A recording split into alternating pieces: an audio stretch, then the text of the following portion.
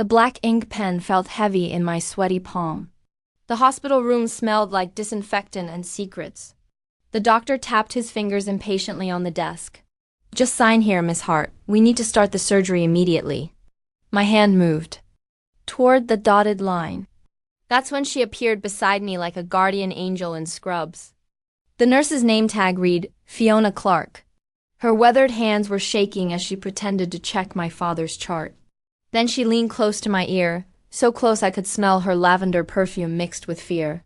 "Don't sign those papers," she whispered, her voice barely audible above the hospital's humming machines. 4 words. That's all it took. 4 words that saved 2 lives. 4 words that exposed the most evil betrayal I could never have imagined. Let me start from the beginning. My name is Evelyn Hart. I'm 28 years old, and I live in Manchester. 5 years ago, I lost my mom, Diana, to a terrible illness. It broke all of us, but it broke Dad the most. Since then, it's just been me and him.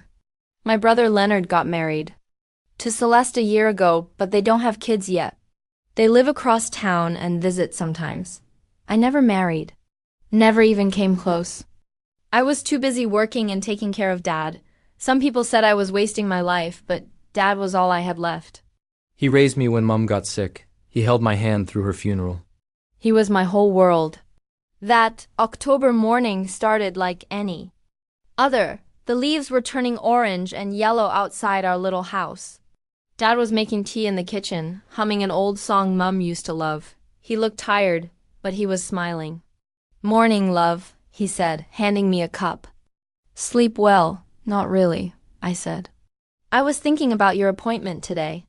Dad had been having stomach pains for weeks. The doctor at Ashford Royal Hospital said he needed surgery. "Nothing too serious," they said. "Just a small operation to fix something inside." But I was still worried. "Don't worry, Abby," Dad said, using my childhood name. "I'll be right as rain in no time." We got to the hospital at 9 a.m. The place smelled like cleaning supplies and sadness.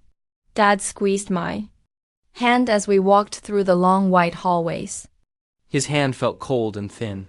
"Miss Hart?" A doctor in a white coat came up to us. "I'm Dr. Williams.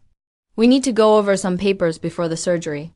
He led us to a small room with 2 chairs and a desk. The walls were bare except for a clock that ticked too loudly. Dr. Williams spread out some papers on the desk. "These are consent forms," he said. "Standard procedure.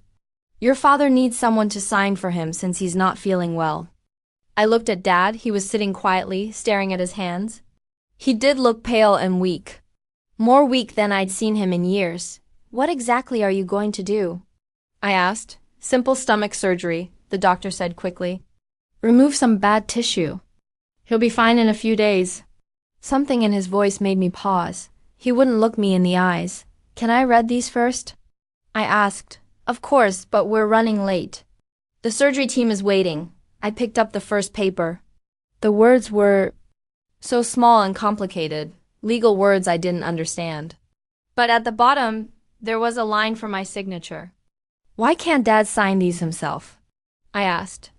"Hospital policy," the doctor said. "When patients are this sick, family members have to sign." I looked at Dad again. He was looking out the window now, like he wasn't really there with us. That wasn't like him at all. The doctor handed me a pen. It felt heavy in my hand. "Just sign here, here, and here," he said, pointing to 3 different spots. "Then we can get started." I moved the pen toward the first line. This was for Dad. This would make him better. I had to do this. That's when I heard footsteps outside the door. Then a soft knock. "Dr. Williams?" A woman's voice called. "We need you for a moment." The doctor looked annoyed. "I'll be right back," he said to me. "Don't go anywhere." He left the room, closing the door behind him. I was alone with Dad and the papers. I started reading more carefully this time. The words were still hard to understand, but I tried. That's when she came in, a nurse with kind eyes and graying hair. She wore a name tag that said Fiona Clark. She looked around the room quickly, then came close to my chair. "Don't sign those papers," she whispered, her voice shaking. My hand froze. "What?" "Please," she said, looking at the door. Something's not right. I heard them talking last night. Who? Talking about what? Nurse Fiona looked scared. Really scared. Your brother. He was here late last night with some of the staff, near the pharmacy. I was working the night shift. My heart started beating faster. Leonard? What was he doing here? They didn't see me, she whispered, but I heard them. They were talking about your father. They mentioned insurance money, and something about papers. Papers that would give them control if your father dies. My hands started shaking. The pen fell onto the desk with a loud click. Look at those papers again, Nurse Fiona said. Look really close. There's something hidden there. I picked up the papers with trembling hands. This time I read every single word, even the tiny print at the bottom. And there he was. Hidden in all the legal words was a section I'd missed before. It said that if my father died during or after the surgery, all his money and property would go to a medical trust fund and a designated guardian. The guardian's name was typed in small letters. Leonard Hart, my own brother. This can't be real, I whispered. I don't have proof, Nurse Fiona said. But I know something bad is happening. Your brother brought money, cash, a lot of it. And they were talking about making your father's death look natural. I felt sick, really sick. Like the world was spinning around me. They want me to sign these papers so they can kill Dad? I think so, she said. And if you sign them, you're giving them permission to do anything they want. The door handle turned. Nurse Fiona quickly moved away from me, pretending to check something on the wall. Dr. Williams came back in, smiling. Sorry about that. Ready to sign? I looked at him, really looked at him. His smile didn't reach. His hands were shaking a little too. I need more time, I said. Time? He frowned. Miss Hart, we really need to get started. Your father is getting worse. I looked at Dad. He was still staring out the window, but now I noticed something else. His cup of water was sitting on the table next to him, half empty. When did he drink that? He hadn't touched anything since we got here. Dad? I said. Dad, can you hear me? He turned slowly, like moving through thick honey. His eyes looked strange, foggy. What did you give him? I asked the doctor. Just something to help him relax before surgery, he said quickly. But nurse. Fiona caught my eye and shook her head slightly. I'm not signing these, I said, standing up. Dr. Williams' smile disappeared. Miss Hart, your father will die without this surgery. Then why does my brother get his money if he dies? The room went very quiet. Too quiet. Dr. Williams looked at the papers, then at me, then at the papers again. I'm sure that's just standard legal language, he said, but his voice sounded wrong. Get away from my father, I said, moving to Dad's chair. Miss Hart, you're being emotional. Let's just calm down and get away from him now. Nurse Fiona stepped forward. Doctor, maybe we should postpone this surgery. Give the family more time to think. Dr. Williams looked angry now. Nurse Clark, this is not your decision to make. And it's not yours either, I said. Dad, we're leaving. I helped Dad stand up. He was weak, but he could walk. Whatever they'd given him was wearing off a little. You can't leave, Dr. Williams said. Your father needs immediate medical attention. From someone else, I said. Somewhere else. I put my arm around Dad's waist and started walking toward the door. Nurse Fiona opened it for us. Miss Hart, Dr. Williams called. You're making a terrible mistake. But I kept walking. Through the hallway, past other doctors and nurses, toward the exit. Dad leaned on me, getting stronger with each step. Evia, he whispered. What's happening? I'll explain everything later, Dad. Right now, we just need to get out of here. We made it to the parking lot. I helped Dad into my car and locked the doors. My hands were shaking so hard I could barely start the engine. Evia, Dad said, his voice clearer now. I feel like I've been dreaming. What day is it? That's when I knew they'd been drugging him. Probably for days. Maybe weeks. I drove to a different hospital across town, St. Mary's Hospital. I knew a doctor there from university. Someone I could trust. Dr. Natalie examined Dad for 2 hours. She ran blood tests, took x-rays, checked everything. "Evelyn," she said when she was done, "your father doesn't need surgery. His stomach pain is from a simple infection. Antibiotics will clear it up in a week." But the other doctor said. The other doctor was wrong or lying. That night I called the police. I told them everything Nurse Fiona had told me. About Leonard, about the papers, about the drugs. They said they needed proof, so I decided to get proof. The next day I went back to Ashford Royal Hospital, but not as a visitor. I applied for a job in the office. Just temporary work, filing papers and answering phones. They hired me right away. They needed help, and I had experience from my old job.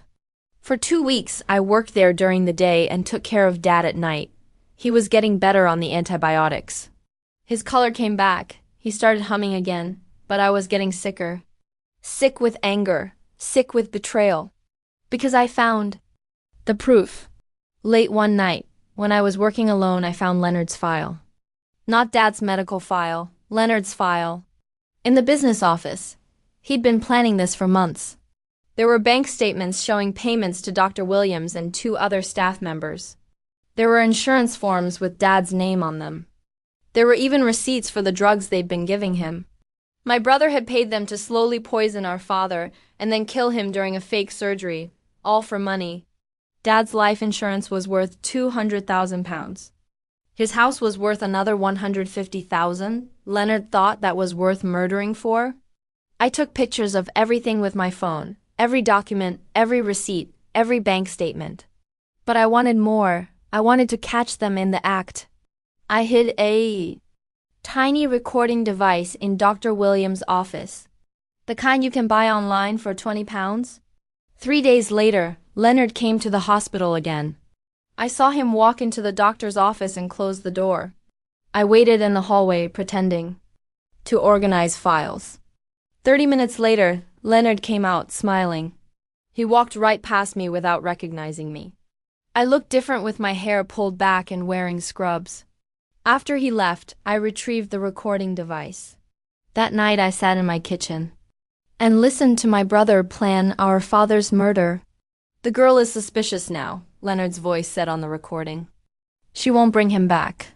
"Then we need another plan," Dr. Williams replied. "What if we say he needs emergency surgery?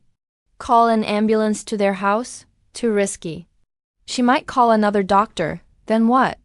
There was a long pause. Then Leonard spoke again, and his words made my blood turn to ice. "What if something happened to her too? An accident? Then I'd be the only family left to make medical decisions. They were talking about killing me. My own brother wanted me dead. I sat there in the dark, listening to them plan to murder Dad. And me for money. I cried until I had no tears left. Then I got angry. Really, really angry. The next morning, I went to the police station with everything. The documents, the recordings, the bank statements, everything. Detective John listened to all of it. He was a kind man with gray hair and tired eyes. "This is serious," he said. "But we need to catch them actually doing something illegal." "They've already done something illegal. They drugged my father. Proving that in court will be difficult. We need more. So we set a trap." I called Leonard and told him Dad was getting worse. I said I was scared and didn't know what to do. "Maybe we should take him back to that doctor," I said on the phone. "What was his name? Dr. Williams?" "Yes," Leonard said quickly. "He's very good. I'll arrange everything." The police were listening to our phone call, recording everything. Leonard arranged for an ambulance to come to our house the next day. He said they would take Dad to Ashford Royal Hospital for emergency surgery. But when the ambulance came, the police were waiting. They arrested Leonard right there on our front steps. He was carrying a bag full of cash payment for the second attempt on Dad's life. They arrested Dr. Williams at the hospital and 2 nurses who had been helping him.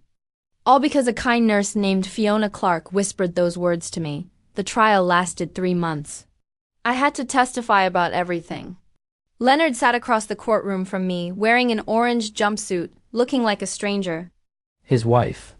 Celeste divorced him before the trial even started. She said she never knew anything about his plan. I believed her. Leonard was good at hiding his dark side.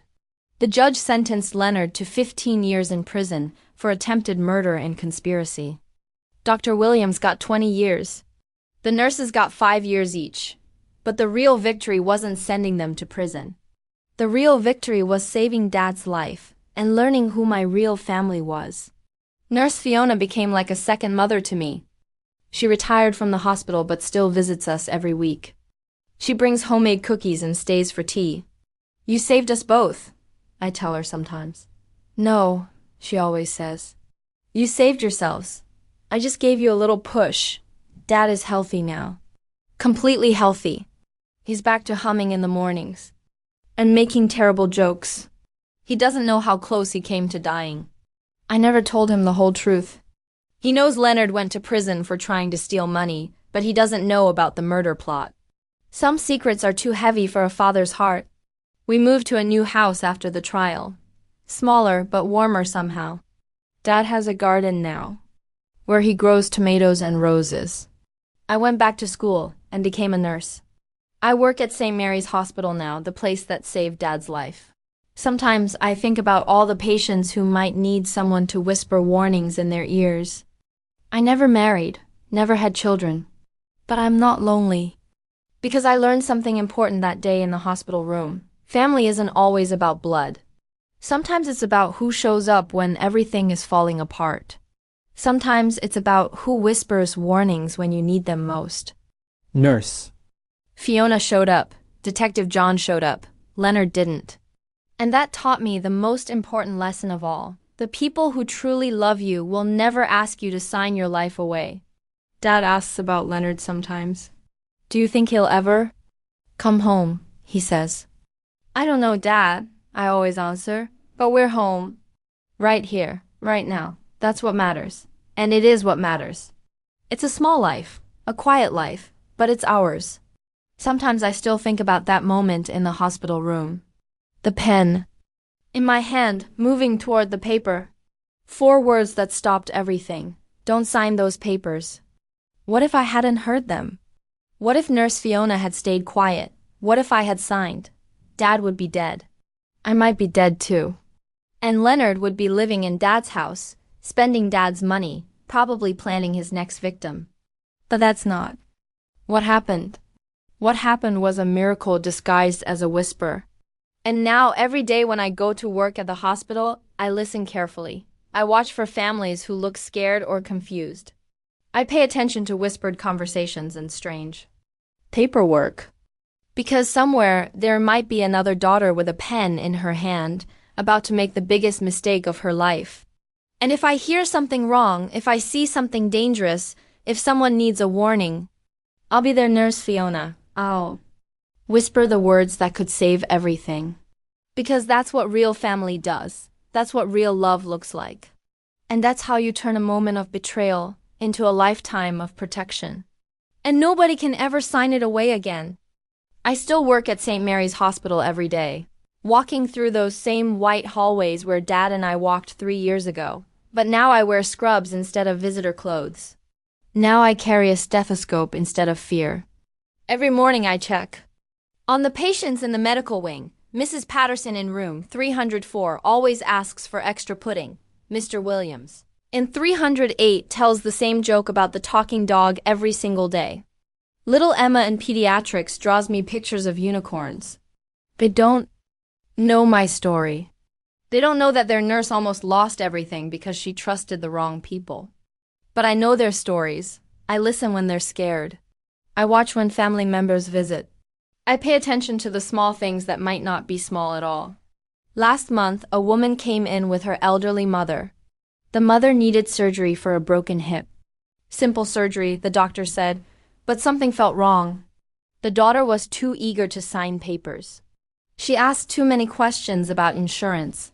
She kept checking her phone and smiling. The mother looked scared. So I did what Nurse Fiona did for me. I waited until the daughter went to get coffee. Then I sat next to the mother's bed. "Are you comfortable with this surgery?" I asked quietly, the old woman's eyes filled with tears. "I don't want it," she whispered. "But my daughter says I have to. She says if I don't, I'll be a burden." "You're never a burden for needing medical care," I told her. I helped that woman get a second opinion, a different doctor, a different hospital. It turned out she didn't need surgery at all. Just physical therapy and some pain medication. Her daughter was furious. She screamed at me in the hallway. She said I was interfering with family business. But the mother squeezed my hand and said, "Thank you for listening." That's when I knew why I survived Leonard's plan. Not just to save myself and Dad, but to save other people too. Because evil doesn't just happen once. It happens again and again until someone stops it. I think about Leonard sometimes. Sitting in his prison cell, probably still angry that his plan failed. Probably still thinking he did nothing wrong. Celeste remarried last year, a nice man who works at the library. She sent me a wedding invitation, but I didn't go. Some wounds need more time to heal. Dad's tomatoes grew huge this summer. Big. Red, perfect tomatoes that he gave to all the neighbors. Mrs. Chun next door made tomato soup and brought us a pot. Mr. Ahmed across the street used them for his famous salsa. "Look at all the good these tomatoes are doing," Dad said one evening as we sat in the garden. One little seed becomes food for the whole street. I think Dad understands more than he lets on. About Leonard, about what really happened. He's Smarter than people think. But he also understands that some truths are too heavy to carry alone. So he grows tomatoes instead. He shares good things instead of dwelling on bad ones. That's probably why he's still alive. Not just because I saved him from Leonard's plot, but because he chose life over anger. He chose hope over hatred. Still learning how to do that. Some days are harder than others. Some days I wake up angry at Leonard. Angry at Dr. Williams. Angry at everyone who helped them. But then I go to work. I see patients who need help. I meet families who are scared and confused just like I was. And I remember that anger is useful when it protects people. But it's poison when it just sits inside you, growing bigger and darker. Nurse Fiona taught me that too. She comes for dinner every Sunday now. Always brings dessert. Always has stories about her grandchildren. Always asks about my love life. "You're too young to be alone," she says every week. "I'm not alone," I always answer. "I have Dad, I have you. I have my patients." That's not what I mean, and you know it. She's right, of course. I haven't dated anyone since the trial. Haven't even tried. It's hard to trust new people when your own brother tried to kill you. But maybe someday. Maybe when the anger gets smaller. Maybe when the fear stops waking me up at night. Sometimes I wonder about parallel universes. In another world, maybe I signed those papers. Maybe Nurse Fiona stayed quiet. Maybe Leonard's plan worked. In that world, Dad is dead. I might be dead, too. And Leonard is living in our house, spending our money, probably already planning his next victim. But that's not this world. In this world, love won, truth won, justice won. Not just once, but again and again and again. Until evil gets tired of losing, until love becomes louder than hate. If this story shook you the way it shook me, hit that like button. And if you've ever faced betrayal or a moment where one warning changed everything, tell me in the comments. Your story might be the next one we share.